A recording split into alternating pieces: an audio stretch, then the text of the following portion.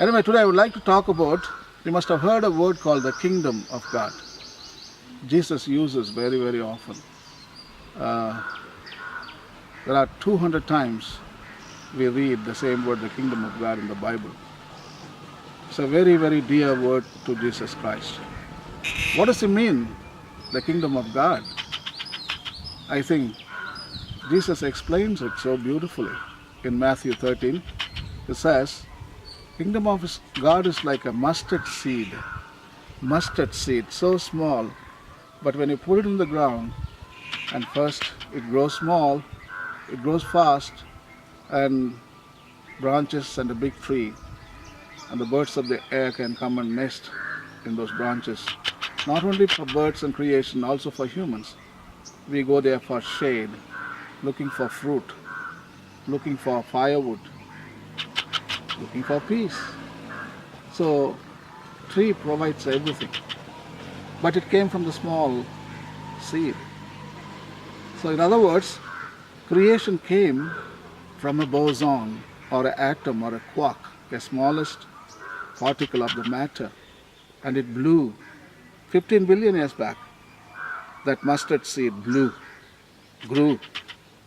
Galaxies, pulsars, stars, nebulae, black holes, asteroids, meteorites, elephants, dinosaurs, mosquitoes, us, humans. See, Jesus explains so beautifully. Creation is the kingdom of God. The natural world is the kingdom of God. And in order to understand that, we should approach science. They talk so beautifully and explain what is the kingdom of God is all about. They use a different word called the kingdom of life. They divide this natural world into 5 kingdoms.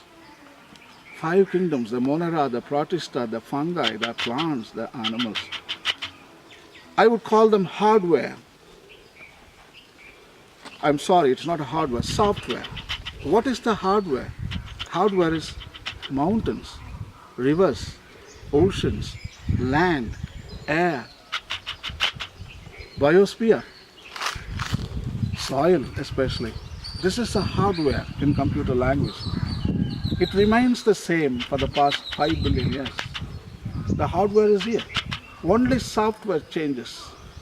3.8 billion we find the bacteria world. Thermophiles, they are the first inhabitants of this planet Earth. They are different sizes and they are come in different forms. They are known also extremophiles, thermophiles, hyperthermophiles. They can live even 160 degrees Celsius environment, you know that? It's unbelievable. In volcanoes we find these hyperthermophiles. They like it hot. They like it very, very hot. So I think the extremophiles are our ancestors. Started 3.8 billion years ago. I remember of Amal. Amal is standing just in front shooting me. He's from Australia. They found a bacteria called stromatolites in Australia, in the western coast of Australia. Stromatolites, they are known as. They are the first photosynthesis in organisms. They are known as protista, the second kingdom. Okay? After the bacteria, protista came.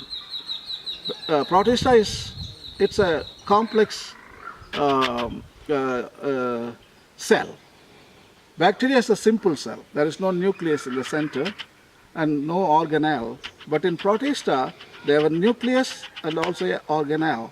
So another form, more complex form of bacteria is known as the protista. Then comes, after a few million years, fungi. Without fungi, the remains in the forest, nobody can recycle them. Fungi breaks them into humus, out of which all life can sprout again. So without fungi, all the forest will be dead. The planet Earth will be infested with bacteria and no life could ever evolve. So the third kingdom, the fourth kingdom is plants. We know that. It's beautiful. They are the magic of this world. The green color, the planet Earth, the dominant color is green, green. So green is so beautiful. There are 1 million species of plants existing on this planet Earth. Everything is categorized. The last one is the kingdom of Animalia. You know that very well. We all belong to animal world. There are 1 million species of animals are existing in this world. And Jesus Christ calls it a kingdom of God. So it is a software. You see, in the software there is a change. Bacteria, protista, fungi, plants, animals. See, on this stage, hardware, the mountains are the same, rivers are the same, soil is the same, water is the same, all the elements are same. But only life changes, software. A day will come, we will disappear, and another life form will evolve on this planet Earth. This is the magic of the kingdom of God. Jesus Christ calls it so beautifully. It's a pearl. It's a treasure, he calls it. Everything in natural world is a pearl. For example, bees, they are treasure. They pollinate our crops. They produce food for us. And if today all the bees go extinct, what will happen? What will happen? We lose our soul. We will be isolated and we will be depressed. We can't bring back bees again. So Jesus says, natural world, bees, ants, frogs, plants, all of them are like a pearl. When a man finds them, he goes and sells everything and comes back and buys them all. That is the value he shows to the natural world. And again he says, the kingdom of God is like a treasure buried in a land. A man, when he finds it, he goes and sells everything and he comes after and he values the natural world. So my dear brothers and sisters, this is a beautiful world God has created. It's one-time bonanza. They will never come back again. When we lose, it is lost to the planet forever. So let us care for the kingdom of God. Right now the kingdom of God is under attack. Soldiers, you know how many soldiers?